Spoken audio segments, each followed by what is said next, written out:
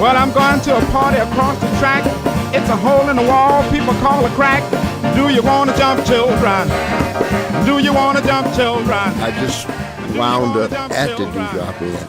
It was a place when I first went to New Orleans. And of course, being a musician, you know, once you go to New Orleans, the musicians that you meet, everybody knew about the Dewdrop Inn. And they take you there, you know, they take you to the place because the Dewdrop Inn had music. In those days, I would guess that most of the musicians at some point would wind up at the Dewdrop Inn at some time of night. Once I got there, I just got amongst some musicians and they said, hey man, let's go to the Dewdrop Inn. Well, I didn't know what they were talking about, but once I got there, I understood. Earl King, Huey Smith, Patsy Vidalia, Joe Tex, Benny Spellman. It drew people from all over the city to come and enjoy themselves at the Dewdrop. There's one guy, his name was Martin, but they called him Matty Campbell. He danced with a snake. And there was another guy named Frank, but his name was Frim, and he ate fire and spit fire out. You talking about culture. This was a whole culture thing. People talk about the Harlem Renaissance. This was our Renaissance. Down in New Orleans, on the street they call us file down at the Dewdrop Inn. You meet all your fine friends. Oh, baby, Dewdrop Inn. Baby, at the Dewdrop Inn. Back in the day in New Orleans, there was an establishment that was the center of the black community in the city. It was a nightclub, a hotel, a restaurant, and a barbershop. Located at 2836 LaSalle Street, Uptown, its heyday was from the early 1940s until the early 1970s. Everyone who was anyone in the blues, jazz, and rhythm and blues world passed through. From Ray Charles, Big Joe Turner, and Etta James, to local New Orleans stars such as Dave Bartholomew, Allen Toussaint, and Earl King. The stories from this place have passed into legend. However, in the next hour you'll be able to hear some of these legends as you take a seat at the bar and a table in the groove room, so you can listen to the words and music of Ray Charles, Earl Palmer, Dr. John, Irma Thomas, Charles Neville, and many, many more as they describe to you what it was like playing, eating, hanging out, and meeting all your fine friends at the Dewdrop Inn in New Orleans. Don't you wanna go, children? All your fine friends. The Dewdrop Inn was the idea of one Mr. Frank Painia. Born into a large family in Plaquemines, Louisiana, west and upriver of New Orleans, Frank was a barber by trade when he moved to the city in 1935 at the age of 28. His niece, Naomi Swan, was a bartender in the Dewdrop and remembers when Frank moved to New Orleans.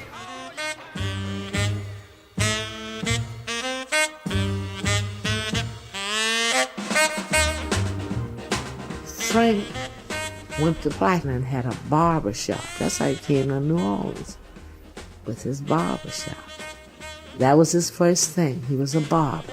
He did well at that. And he left Plaquemines and came as a barber. And that's when he got the idea to open this place where they sold soft drinks, potato chips. I think they sold Snowball. And see, Frank, like I say, he was just a businessman that was in it. I guess he started seeing how much money he can make in that and opened that up, got him a license, and got a bar. Frank's daughter Laura Jackson continues the story. And he came, and then he brought his brothers and his sisters and their family. So he really started off barbering. In that same block on LaSalle Street. Before the projects were there was a barber shop. And when they tore down this side to put in the projects, well, he moved to the other side. But I know that by 41, it was in full swing. Now there was 4 brothers. Frank, Paul, Easton, and Clarence. Composer, pianist, and producer, Allen Toussaint. The club owner, Frank Painia, he had quite a heart as well as a stern businessman. quite a heart. He did lots of things, and without broadcasting them, he did lots of quiet things for people. Songwriter and guitarist Earl King. Frank Painia was one of the greatest people on earth. I never met a person like that in my life, really. And when I first met Frank, he would say, "Earl, you do not wear this in my club. You wear a white shirt and a tie. You are performing in the dewdrop. Do you understand what I'm saying? This is the dewdrop." Frank having a black club in New Orleans saying that when you walk in here, you supposed to be walking in the White House. That's how he felt about the dewdrop. When you walked in first, this was the bar on this side. And it was a long bar, real long. I had a cat. Sometimes I was working there, and my cat would sit right at a stool at the bar. Sit right there with me. And people say, "Don't sit on that stool. I don't cats been on there." Well, and I had might have been one or two tables, not many tables in there. That was the bar, because everybody sat at the bar. And behind there was the kitchen. And then next door was the lounge. In the lounge, when you walked in, right at the front, that was the ticket booth. There was a bar over on that side, just a small bar. But it was filled with tables. They were just old crude tables. But at night, before showtime, they would put white tablecloths on them. You know, that made it look pretty. But they had some of the nicest paintings. Johnny Darnell was a painter with a studio in the French Quarter when he met Frank Painia. Fellow that owned a place named Frank Painia, he just happened to walk in there, and I had paintings, and he liked it, and he asked me if I'd consider coming up there. He asked me if I would make up some sketches and do a mural, and I said sure. So I made some free-form shapes that look like dewdrops that might just be almost in the shapes of a piano or a sax or an instrument, and I made them in all the different colors of the black people, which are a lot of beautiful, beautiful colors. I mean, all shades, light and dark. The Dewdrop Inn was a hot spot for many reasons. Much of its reputation can be attributed to the great talent that played in the club. Another reason was that Frank Painia staged full-out shows that harkened back to the old days of vaudeville. By the time the Dewdrop was open, vaudeville, once the main dramatic entertainment in the United States, was slowly dying due to the popularity of radio and motion pictures. The mass appeal of these new media supplanted the intimate contact between entertainer and audience at which vaudeville excelled. However, many of the acts from Moms Mabley and Pigmeat Markham to Bill Robinson were still on the TOBA, or Theater Owners Booking Association circuit. This association of performing houses and nightclubs was notoriously difficult and grueling, which led to its nickname, Tough on Black Actors, and other more colorful acronyms such as the Chillin' Circuit. Many of the vaudeville stars were still on the road during the Dewdrop's heyday, traveling from one town to another and putting on their acts. New Orleans guitarist and singer Deacon John explains what these shows were like.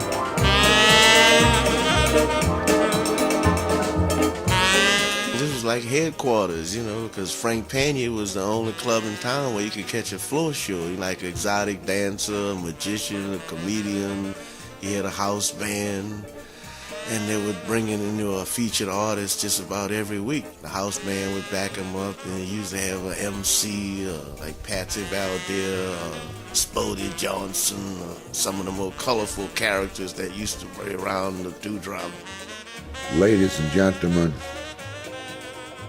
it gives me a great pleasure to introduce to some and to present to many.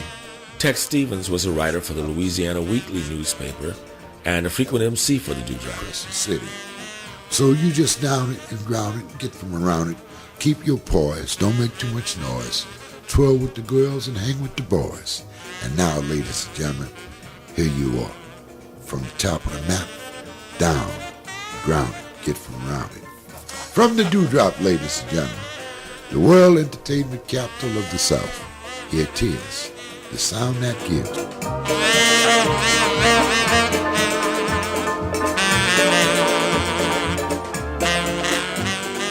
New Orleans pianist and session musician Mac Rabenack, better known now as Dr. John. Oh, yeah, you walked in there. Look, you knew who was the pimps and who was the players and the dealers, and you knew who was the straight-up church women, and people dressed like wearing their Sunday bestes and all of that. It wasn't like no rummy junk. And Frank, he had that old school thing about it. It was that kind of like the traditional thing of what show business had been in prior eras, like from vaudeville and burlesque and all of it. He kept something of all of that in that joint. Saxophonist Charles Neville backed up some of the featured acts. There were some girls who came out in like gowns and did a regulation strip to Night Train was the stripper's tune. Then there were the ones who came out in some kind of exotic costume, like a grass skirt and some kind of, like really jungly looking. I remember there was one shake dancer who was called Tangula, and she had an African motif to her act. And Little B was this little small, really nice looking little chick who did a cool little strip. And there was Mattie Campbell who danced with a snake. And there was somebody, I think it might have been Mattie Campbell too, or somebody else who did a fire dance. They ate the fire. This cat, Ironjaw, I'm pretty sure Ironjaw did come through there. He was a tap dancer who danced barefoot. And what he did was take beer bottle caps and put them on the floor and stomp his foot onto them so that they were sticking to the bottom of his feet, and that was his taps. But then, aside from being a tap dancer, he would eat glass and metal. Those old, big, fat, green, thick glass Coca-Cola bottles. He would take one of those and eat it like a chicken leg. Take those little Gillette blue blades and red blades and put them on his tongue and fold it in half with his tongue and break it, and then break it into 4 pieces and swallow it. And then he did a sword swallowing thing too. But he did this dance where he had a girl who was his assistant. He'd dance, and she'd sit in a chair, and he'd pick up the back of the chair in his teeth and hold his arms out and dance around with her sitting in the chair. Then he'd take a table and put the corner of the table in his mouth and pick it up, and he'd dance around holding the table in his teeth. Then he'd put the chair with the girl in it on top of the table and put that in his teeth and hold it up off the ground and dance with his arms out while he was with the girl sitting in the chair on top of the table in his mouth.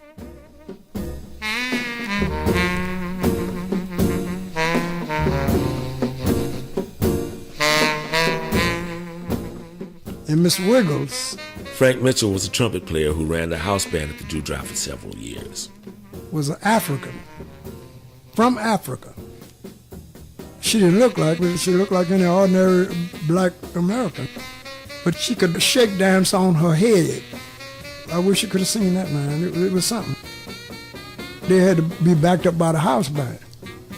Of course, the Dewdrop, it was an easy job. You understand me? Because the majority of them come in there, man, you could play, just jam behind them. You know what I mean? Guitarist Urban Bannister played with the Chapaka Shawees as well as the house band. You had to play the hits. Rhythm and blues, what was on the box. So they called you had to keep up with the jukebox. Whatever was selling in the joints in the barroom where you was playing at, you could hear the latest numbers because they would put them on the box. Saxophonist and teacher Kid Jordan. And the house bands basically was playing the blues or entertaining music, but it was good music. They could play jazz, Flying Home, and different kinds of tunes. I got rhythm and stuff. They could play the blues all night long, but cats would be blowing and doing what they want to do.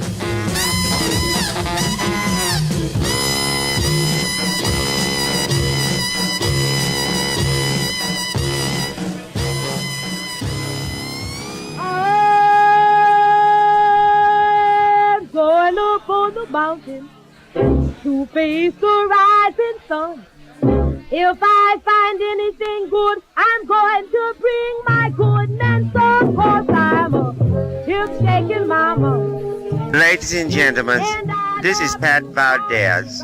from New Orleans, Louisiana, from the Rural Fam Dewdrop Inn, 2836 South Street in New Orleans. Darling, it is marvelous down here. The Dewdrop Inn was home to many fascinating people. Perhaps the most spirited was Patsy Vidalia, who was also known over the years as Patsy Valdez and Patsy Vidalia. Born Irving L., Patsy spent many years as the singing and dancing female impersonator, mistress of ceremony of the Dewdrop Inn. Many people felt that Patsy was the best entertainer in all of New Orleans. Patsy was the toast of New Orleans, honey. Although he passed away in 1982, the memory of the performances and personalities still resonate in the hearts and minds of those who knew and saw Patsy perform. Session drummer and Rock and Roll Hall of Fame member Earl Palmer recalls Patsy. Patsy Vidalia would open the show, come out. Not perform and open the show, would come out and tell you who's performing or introducing the various acts, the singer or dancer or the band or whatever. But Patsy was the MC.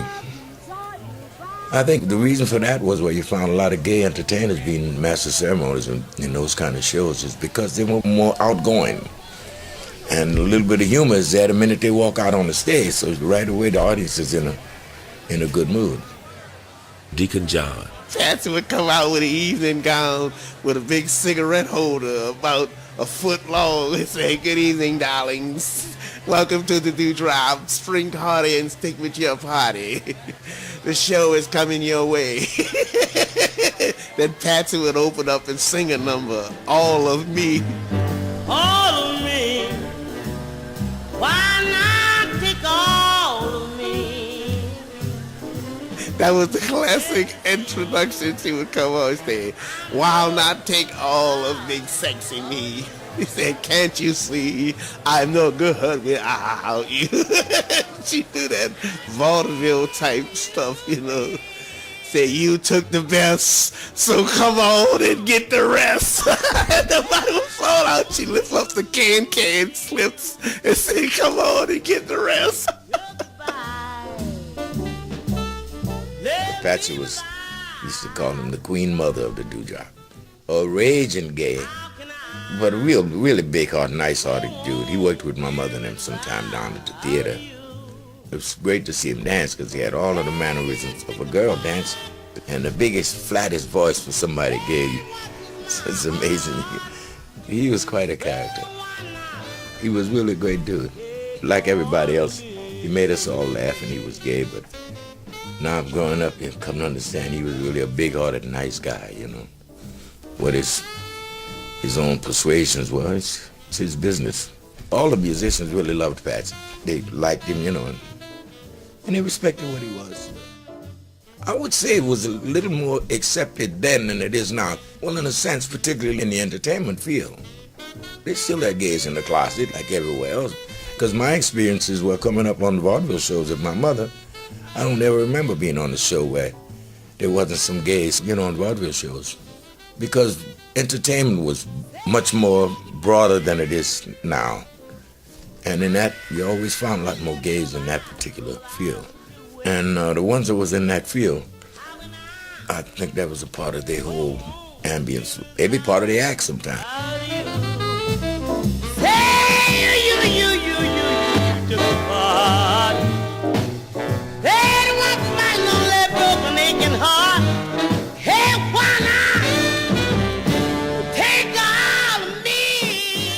The Dewdrop Inn was also famous for its all-night jam sessions.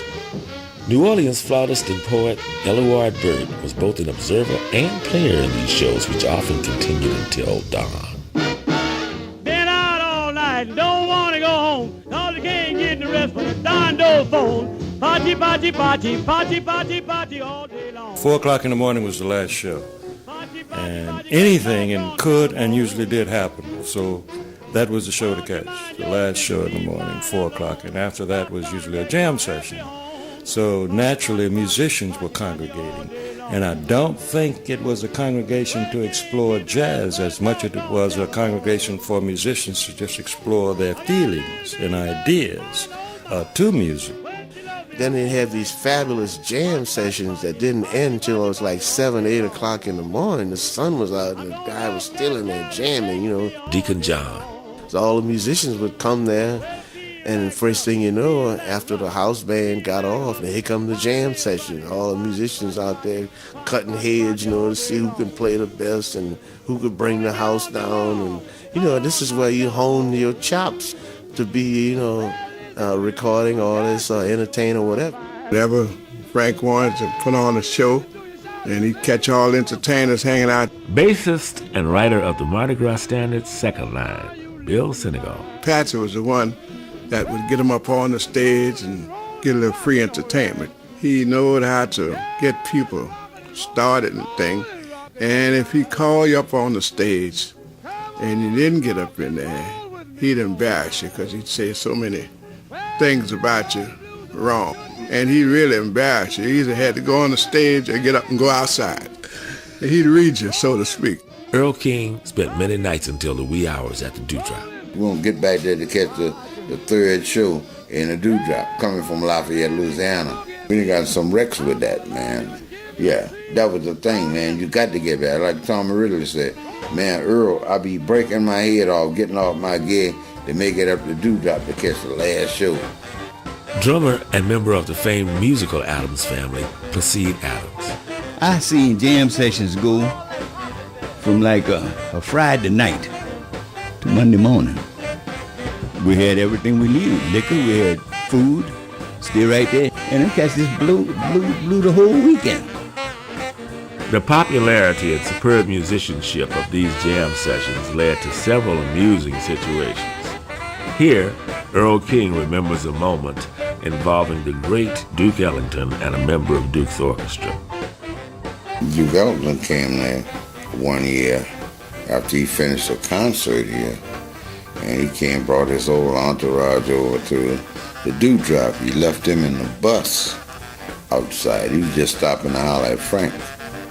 Me, Jane Booker, all of us were playing the Dewdrop. What's his face gets out that bus. Tenor player, Paul Gonzalez, he gets out with his horn. He comes while Frank and Duke Ellington's in the office, talk whatever they're talking about. Paul Gonzalez coming in and sits in with us. Duke Ellington come pull him off the stage, made him get back in the bus. Duke Ellington went back in the office talking with Frank Painia. Paul got off the bus and come back with his horn, got back on the stage. I caught Charles Brown in there. Unbelievably. The band who was playing there that night, they got off like maybe 3 or 4 in the morning. And Charles Brown came up there just playing his random stuff. And he played there till about 1:30 in the afternoon from 2 in the morning. The guys who worked the gig then went home and went to sleep and got up and come back in the club, and Charles is still playing in there. Charles is still playing in there, taking requests from people, and the place then got packed all over again in this broad daylight. Trumpeter and leader of the Olympia Brass Band, Milton Baptiste. And people would stay in there all night. Naturally, when they got hungry, they'd just go next door to where his brother Paul Panier was a cook, and he had a restaurant. And in that restaurant, you found the best meatballs, spaghettis, and potato salad you could find anywhere for 25 cents. If you was a musician, something come through there and you're hard on your luck. Bill Senegal. Say, Paul, my money funny, you know. He say, okay, buddy, what you want? Some red beans and rice. Paul fix you up, just like if you had the money. You come back later. Paul, I'll take care of you later. Okay, buddy. And most of them come back and pay him. Ray Charles stayed there earlier years, and Ray Charles would walk right in Dewdrop. And it's a funny thing about that, he was blind, you know, but he knew everybody was standing on the sidewalk. When he walk up there, he said, hey, Tom. Tom, a little fella, used to hang the Dewdrop. Hey, Tom. Hey, so-and-so. Hey, Bill. Hey, Catman. Smiley Lewis. Hey, Smiley. Big head sucker. And go right in the Dewdrop. Go right in the door like he had eyes and go straight to the back by Paul. Hey, Paul, give me some of them beans. Paul had some dangerous red beans. Ray Charles. I have to tell you, and I always remember the smell of the red beans and rice that they had going on. That always impressed me, was that great smell of the red beans and rice cooking. I'm not going to lie, I got hung up on the red beans and rice. The greatest red beans and rice I've eaten in my life, before or since.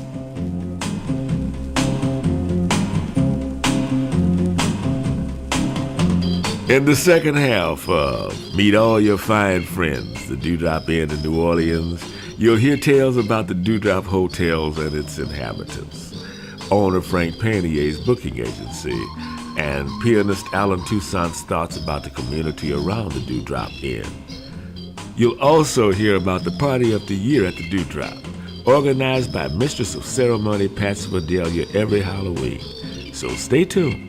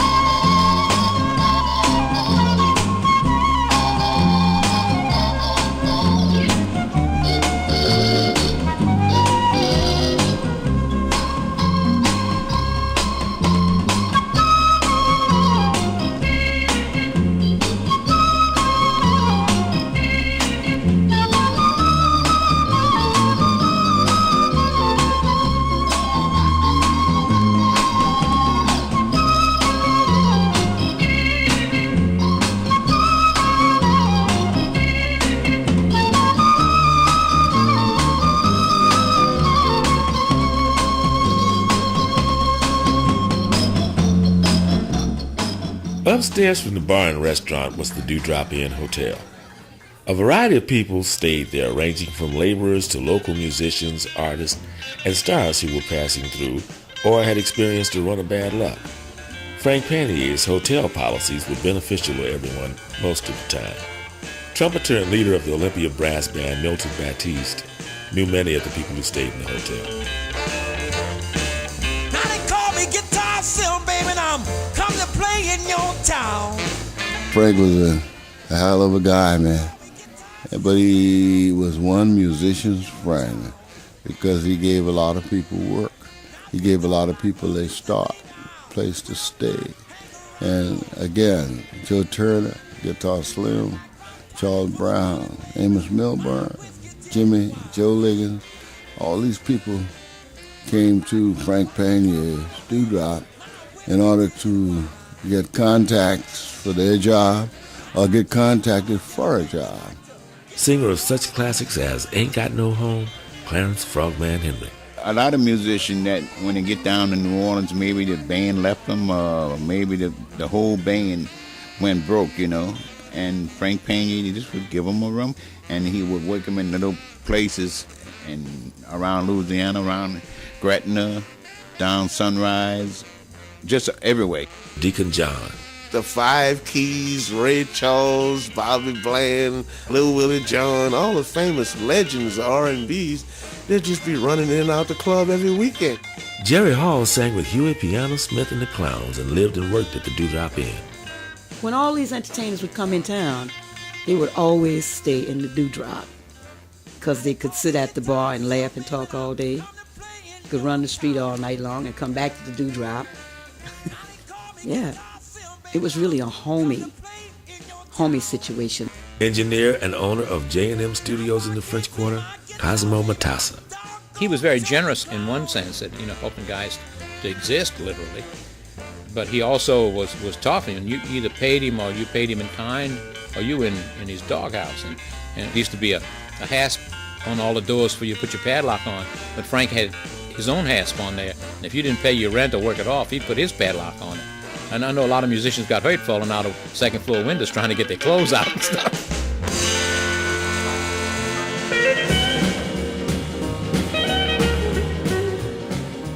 They had a guy brought a French girl from over, he married her over there during World War II. Black dude, and brought her back to New Orleans, man. She was a beauty, bro. And he put up town there on LaSalle Street, hustling. Trumpeter Frank Mitchell was good friends with blues performers Guitar Slim and singer Big Joe Turner. Slim saw that broad man. Slim wanted that broad man. You know. So they're sitting there at this circle bar, yeah. Him and this white girl. Joe Turner wanted to get to her too. So Joe and Hyman saw Slim when he took this girl upstairs to his room. He had a little old room up there, you know. So now Slim was out there every day with them guys, man. He knew Hyman and everything, you know what I mean? Hyman was an ordinary person just like us. But he had one of these little badges that you can go to the pawn shop and buy. Slim was up there in the room with this chick. Joe Turner was down the hall and sent Hyman down there to knock on the door. Bam, bam, bam. Who is it? It's the police. Goddamn, open this door. So you got a white woman in there. Slim come to the door in his shorts. Officer, she told me she was colored. And she said, goddamn it, said, get that woman out of there. Said, go get your clothes on and get out of here. Harmon told Slim, said, get back in there, goddamn. And said, if you put your head out this door anymore tonight, say, I'm going to carry you to jail. Said, I've been watching you anyhow, you know. Yes, sir. While staying at the Dewdrop, Earl King edited a newspaper with singer Chick Carbo. Get a little South Street eye. Well, during that time, we would investigate everything abnormal going around the premises of the Dewdrop. We had guys on shift that would be up when you and me are sleeping things, and they would see everything going on in the rooms in there. There ain't no Xerox machine then. So what they would do with the paper, they would sell the paper for $0.10 a look. You pay $0.10 and you read it and give it back. I always put at the end of the paper, next week, Irma Thomas. Next week, Frank Painia. Frank called me and Chick in his office one day and said, look, man, let me tell you something. I saw y'all say next week, Frank Painia. He said, I'm first gonna sue y'all and then I'm gonna kill y'all if you put me in. And I tell you what. Tex Stevens remembers the kind of community around the Dewdrop Inn. Any musician or any entertainer, if he played any other club, somewhere during the course of the day, Dewdrop was like the post office. I'm going there and get my mail. Or either I'm gonna see what the heck's happening, what's going on, and find out if I got another gig. See, sometimes people would call Frank Painia to look up for a talent that he didn't have working on stage at that time to bring them to their facility.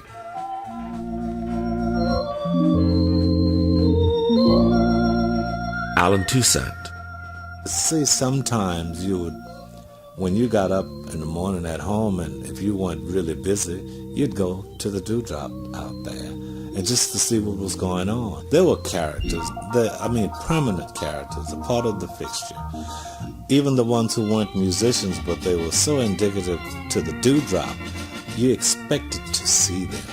I mean, they were a part of the feel, of the pulse of the Dewdrop.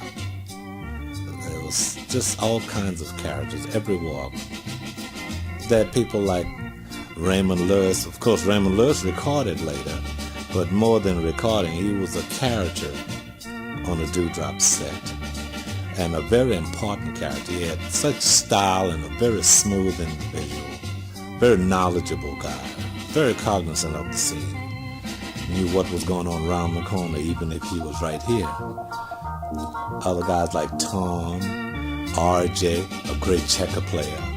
I was a pretty good checker player too. And you knew on the side over there, RJ and that bunch, they were playing checkers. If you wanted to do that, you'd go there. There would be maybe Chuck Beatty standing out in front of the club drinking a Schlitz beer. And that just was so right. And it was always good to see Chuck, because Chuck knew lots of good stories and a very stern individual, which was such a character. Of course, he was also a great musician. You were always glad to see him just to talk and chat. James Booker would be around, of course. Earl King and some of the other guys may be through that corridor in the alleyway outside where the water is, doing processes, giving each other processes, hair processes, things like that. Deacon John. Oh, yeah, it was always a cast of characters hanging around the Dewdrop. Frank was a master businessman, but he knew all the angles. He knows all the musicians, they're all hanging out on the sidewalk. He come out and say, you. Say, look, get that bass player here, get them two horn players, say, come with me, you know, and they have a job lined up for us, like a employment agency. All the musicians hanging out with the rags tied around their heads, everybody on the sidewalk, you know, telling jokes and all that. People pulling up, double parking, like Alan too said, pulling up with his tomato red Cadillac with the fishtails, with the top down. He double park and come out there. That's what Alan had his process. You know, he jump out on the sidewalk and Raymond Lewis pull up right behind him with his powder blue Cadillac, and he's got a powder blue suit on with a powder blue hat and powder blue shoes. And he steps out of his Cadillac, double parks right behind Alan. He come to collect all his money. Earl King was also hired by Frank Painia for gigs. They got musicians on the sidewalk like they on the riverfront at the hiring hall. He'd pick out groups to put with somebody to go somewhere because he had a booking agency. See? Deacon John know because he worked there, and we'd be laughing sometimes about all the craziness. Frank Painia was booking all the stuff in all those clubs. You know, he sent you out to Plaquemine at the Starlight, then he sent you to Donaldsonville, play at the Four Corners, and he sent you out to Sorrento. They had a club out there. Frank knew all the spots in the Chitlin Circus. Go out to the 100 Men's Hall in Bay St. Louis and Sebastopol and all those little country towns, man. Let's have some fun.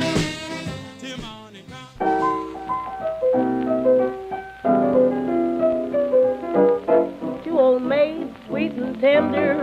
Two old maids go on a bender. Two old maids, they're a solid thing. One of the highlights of the year at the Dewdrop was hosted by Patsy Vidalia. Everyone across town of all persuasions knew better than to miss Patsy's gay ball on Halloween. Several musicians, including Eloy Burt and Deacon John, were lucky enough to have attended. Every Halloween, the annual gay ball, and there was a contest. See who had the best costumes or the best show. They have different categories for the awards, you know. And that was like the big event of the year, man. The most talked about show of the year was Patsy's annual gay ball. People from all walks of life, man. Everybody would be piling in there. Because every year, Patsy would try to outdo herself from the previous year. Everybody couldn't wait to see what she was going to wear. It started at midnight. It was the biggest event of the year at the Dewdrop, bigger than New Year's Eve. And it was hosted by Patsy Valdez, who at the time had a kind of representation of all the black gay community all over the city, and they were pretty well organized with it. Half of them were seamsters themselves. They would make their own clothes, they'd make clothes for one another. And this stuff was really fabulous. Plus, they were good entertainers. They were the best entertainers you can think of because they just put so much into what they were doing. So they gave you a show. Now, that's the other thing that was just automatically acceptable in the black community. There was no they're this or they're that. The community supported this because it was the community that was in the audience. And there was never what later we get a gay bashing thing. That never happened in the black communities. Because in the entertainment world, you never know who's who or who's what. And that area, I guess, the surrounding of that, or the people who lived around that supported that, had at some time or another been a part of some entertaining facet. Jerry Hall used to work at Patsy's gay ball. It was really fun because all the gays were dressed in drag and they'd have beautiful clothes on. And all of us who worked the bar, we all dressed in men's clothes. We had a ball. If you worked that night, you had to be dressed in men's pants and a little tie and a shirt. Yeah. Patsy says, look, y'all, I want all of you to work, and I'm going to get Frank to pay all of you good. He says, but I want you all to be dressed like guys. And you too, Miss Jerry. They would have you in a spin, man. You'd be making drinks and popping bottle caps. Whew. Picking up tables. Ooh. Earl King. Patsy had them packed in jams, and they had sardine packed. And you know, he give prizes for the best singer, the prettiest gig, the ugliest gig, and the ugliest gig used to win every year was called Caledonia. That was the ugliest preacher on the planet Earth. Caledonia wasn't that nice. That was Caledonia. He used to look like a bulldog.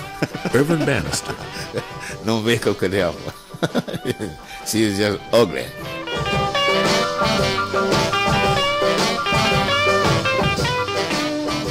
One talent that Frank highlighted on the Dewdrop stage was the vocalist Larry Darnell. Frank had discovered the singer while Larry was on tour singing with a group called the Brown Skin Models. Frank put him up in the hotel and featured him in the shows. Drummer Earl Palmer remembers seeing Larry Darnell perform his hit song, I'll Get Along Somehow. Larry Darnell was a hell of a singer who was also gay. That man had the prettiest face. Women were falling all over for him, and they knew he was gay, but you see, he never did a female impersonation. But because he had girlfriends and everything, but it's funny, everybody knew he was gay, but apparently the girlfriends didn't care. He was such a good-looking guy and a terrific singer. I'm all alone, so all alone. I'm needing words of consolation. He did a tune called I'll Get Along Somehow, where he do a talk while the music is playing slowly behind him. And when you tear up those letters and throw that paper up in the air, oh, it was like confetti. Oh, the women just went crazy. Then he tells this sad story about how this woman has left him. All he's got is a picture of you. And all, ooh, he threw the things up. Your second letter came right after I gave you your start. Yes, it came from your pen, dear, but not from your heart. The third is a joker that came with a deck. You ended your letter in close, Larry, please find my check. Why, you fool, you poor, sad, wordless, foolish fool, do you think your money could pay for the hard years I've suffered with you until things broke your way? Yes, I smiled when you kissed me, I was thrilled at your touch. My only sin was I loved you. I loved you much too much. I'm answering your last letter that said we must part, but I'm tearing it to pieces just like you tore up my heart. I'm sad and I'm licked, and I haven't got a dime, but I thank God. Yes, I thank my God. I found you out in time. Kind of funny now, but it was dramatic then. I've left you. Like everyone in New Orleans, Frank Painia and the Dewdrop Inn had a changing and unique relationship with the police over the years. This was due to the vagaries of segregation laws and their enforcement. Engineer and owner of J&M Studios in New Orleans, Cosmo Matassi explains. Again, you got to remember what the times were like. There was out-and-out segregation. And in New Orleans, you know, like I lived in what you would call today integrated. In those days, they called it a mixed neighborhood. But we didn't know we were integrated.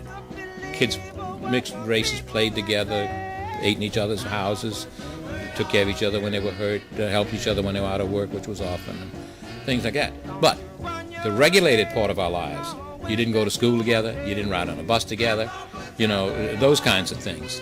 Socially, everybody was cool with being together, but legally you couldn't be. The Soul Queen Irma Thomas. Well, the Dewdrop, in its own little way, was always integrated. I mean, there were some big-time movie stars that they wanted to go somewhere different. They wanted to hear, as they called it, good music. They wanted to be there, and Frank Painia was always making them welcome to be there. So every now and then the police showed off by coming down and busting you because you were there or something, you know, just to prove to the people in power that they were upholding their segregation laws.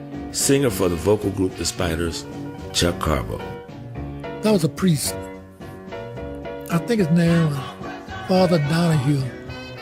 And I remember we were in the club, the police came. And they noticed that this white guy was in the club. And when the police came in the place, they looked and saw Father Donahue sitting there. He sat there all day sometime. Maybe not all day, but an hour, 2 hours. They told me he had to leave.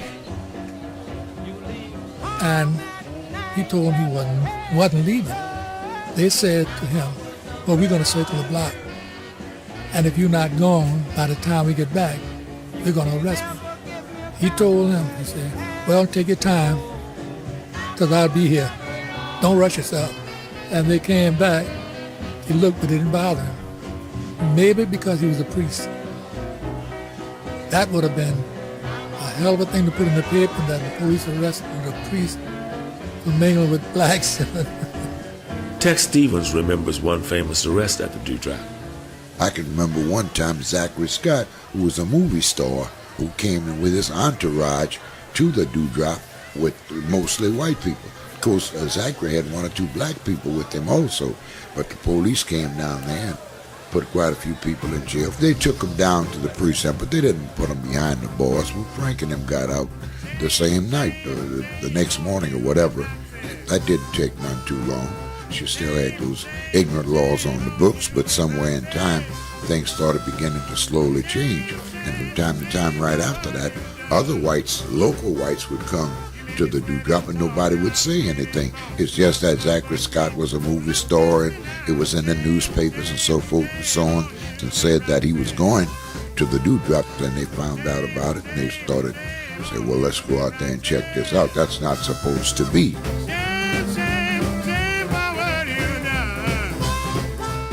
Charles Neville. Frank went to court about it because what the law said was that an owner had the right to refuse service to anyone. So that permitted any white business owner the right to refuse service to any black person. And Frank chose not to refuse service to the white people. He had money. But cops didn't like that. They would come in and just kind of pull a little raid and arrest some of the people. And one of the things that they did, they would arrest the girls and charge them with soliciting for prostitution, and arrest the guys and charge them with suspicion of narcotics. The suspicion charge was something that would hold you 72 hours. And then if there was no charges pressed, let you go. But it was like just to harass them and, to scare them away from there. And if they came in and caught a white girl dancing with a black guy, then there'd be some violence. But when the case went to court, Frank won. And so there was an injunction against them to keep him from coming in there and messing with the patrons.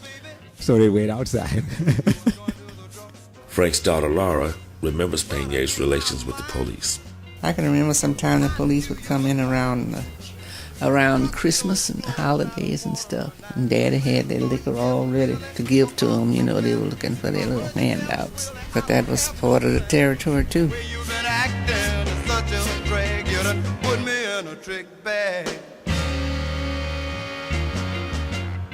As the 1960s ended and the 1970s began, there were changes at the nightclub on LaSalle Street. Frank Painier's health declined. Also, the Dewdrop Inn lost much of its popularity. Many people think this mirrored a basic change in society that was happening at the same time. Frank's grandson, Kenneth Jackson, recalls this turn of events. See, he had been sick about 6 years before that, 1972, to where he was bedridden for, months at a time with back trouble. He wasn't able to keep it going. I say he went strong up until about the early 70s. 70, 71 is when he really started to get to the point where he couldn't keep it going, and his health started failing on him. I must have been about 23, 24 when I started working with my grandmother. Things just evolved. Irma Thomas. I'm not far off the mark when I say integration killed all of the black local clubs. there was such a strong urge for the blacks of New Orleans to get into the white clubs and places of businesses that they wanted to get into the new clubs where whites were. So they literally abandoned them and they all just went by the wayside. That's basically the way I look at it, and that's what I saw. Deacon John. What happened to the Dewdrop was typical of many of the black businesses back there. People wanted to go into the places they couldn't go to before. It felt like we were denied the opportunity to patronize these white establishments. And so as a result of that, you had a lot of the trade was taken away from Frank. Charles Neville. Really what happened to it was integration. That's what happened to the whole black community. Because, you know, when during a lot of the days that the Dewdrop was happening, black people couldn't go on Bourbon Street, couldn't go into the clubs. And so I guess the curiosity and interest and the sense of freedom to do that, you know, brought people, you know, there's a wider world out there to visit, and they wanted to see what was happening. And also there were more opportunities then for the musicians as well. So like the kind of close-knit thing that the Dewdrop was, and that as a part of the community kind of got dissipated, just got kind of thinned out. Time waits for no one, and I wish someone would care. Frank Painia passed away in 1972. For a time, his wife ran the club. Eventually, times got harder, and the live music stopped and the bar closed. The building still stands at 2836 LaSalle Street, but now it is simply a hotel and a snowball stand. Frank's grandson, Kenneth Jackson, currently owns the Dewdrop Inn and is hopeful, as we are, about its future. It's just been a slow decline ever since then. But now we got kind of revitalization going on. We got a new business over here. We got a new one on the corner down there. So I think it's about time for us to make a move too. The city's really, I think, taking a few strides forward. And I think the Dewdrop would just fit in ideally with just enhancing the culture. It's going to take some doing, and it's going to have to be different than what it was. I don't see it as being impossible, and unless I try, I'll never find out. Brings back memories of the time when you were here with me, counting every drop.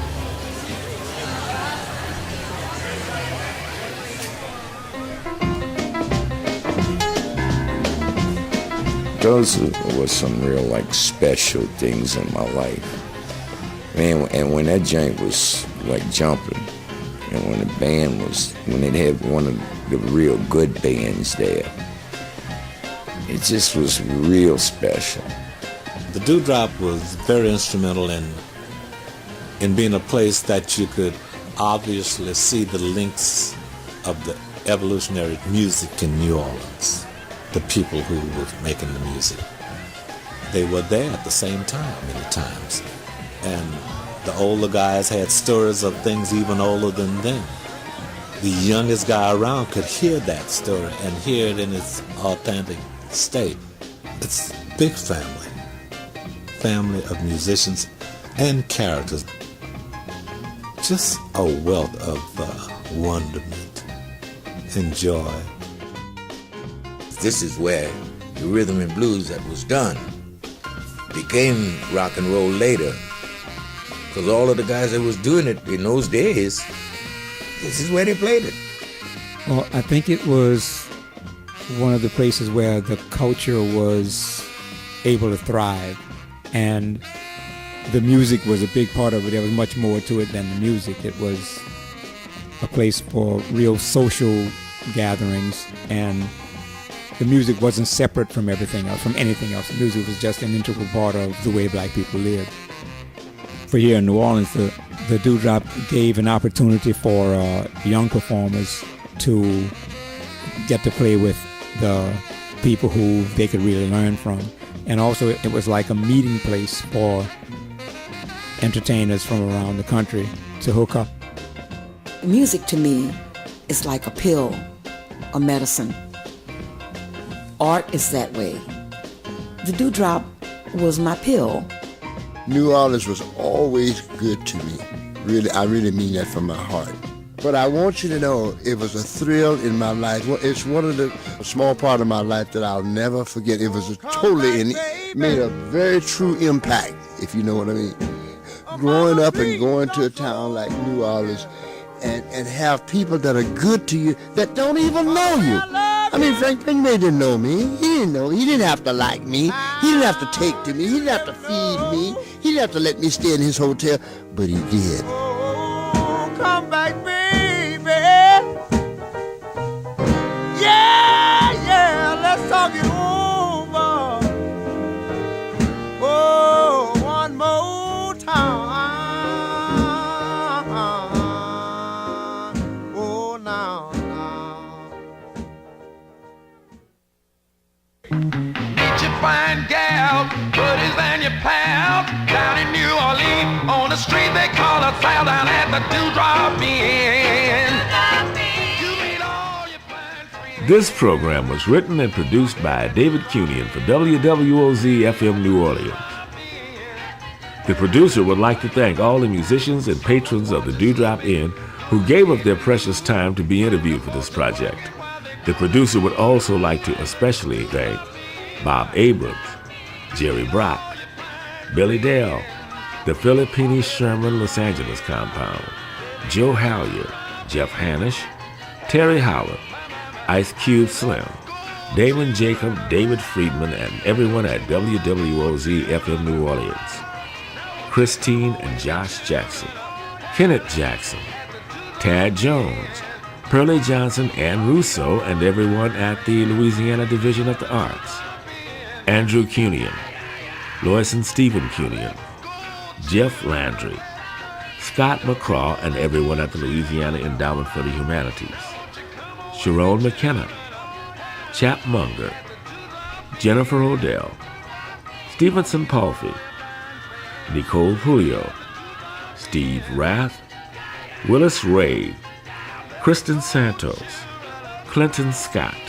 Johnson Clare, Nick Spitzer, Nika Strunk, Bill A. Taylor, Marlene Wadsworth, Eric Wright.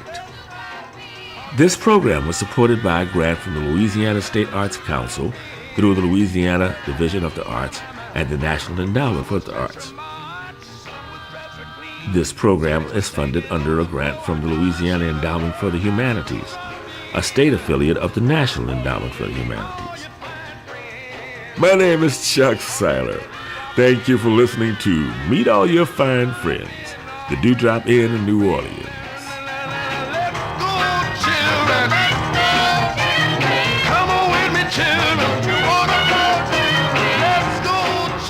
Hey, listen, there was a lot of freaknologists at the Dewdrop.